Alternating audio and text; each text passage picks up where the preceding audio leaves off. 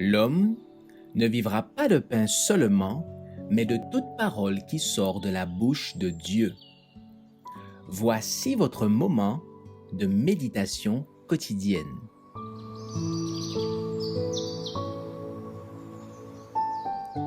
Maranatha. Le 23 juillet. Le scellement et la pluie de l'arrière-saison. Néanmoins, le solide fondement de Dieu reste debout, avec ses paroles qui lui servent de sceau. Le Seigneur connaît ceux qui lui appartiennent, et quiconque prononce le nom du Seigneur, qu'il s'éloigne de l'iniquité. Avant que l'œuvre soit achevée et que tous les enfants de Dieu soient scellés, nous recevrons l'effusion de l'Esprit de Dieu. Des anges envoyés du ciel se trouveront au milieu de nous. Notre Père céleste n'exige pas de nous ce que nous ne pouvons pas réaliser.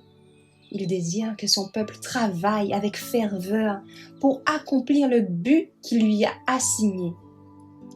Ils doivent prier afin d'obtenir la puissance, l'attendre et la recevoir, pour qu'ils puissent croître jusqu'à la pleine stature d'hommes et de femmes en Jésus-Christ. Les membres d'Église ne cultivent pas tous la piété. En conséquence, ils ne comprennent pas leurs responsabilités personnelles. Ils ne comprennent pas que c'est leur privilège et leur devoir d'atteindre la norme élevée de la perfection chrétienne. Attendons-nous la pluie de l'arrière-saison, en espérant avec confiance un jour meilleur où l'Église sera dotée de la puissance d'en haut et habilitée ainsi pour l'œuvre? La pluie de l'arrière-saison ne rafraîchira et ne vivifiera jamais les indolents qui n'utilisent pas les capacités que Dieu leur a accordées. Nous avons grandement besoin de l'atmosphère pure et vivifiante qui nourrit et fortifie la vie spirituelle. Nous avons besoin d'une ferveur toujours plus intense.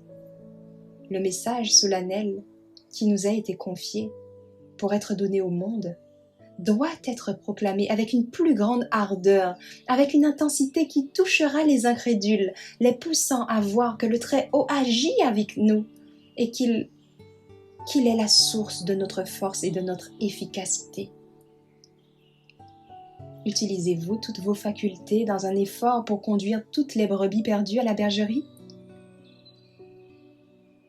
Il y a des milliers et des milliers de personnes plongées dans l'ignorance qui pourraient être averties. Priez comme jamais auparavant, afin de recevoir la puissance du Christ. Priez pour être inspiré par son esprit, pour pouvoir être rempli du désir de sauver les âmes qui périssent. Que monte au ciel cette prière. Que Dieu ait pitié de nous et qu'il nous bénisse, qu'il fasse luire sur nous sa face, afin que l'on connaisse sur la terre ta voix et parmi toutes les nations ton salut.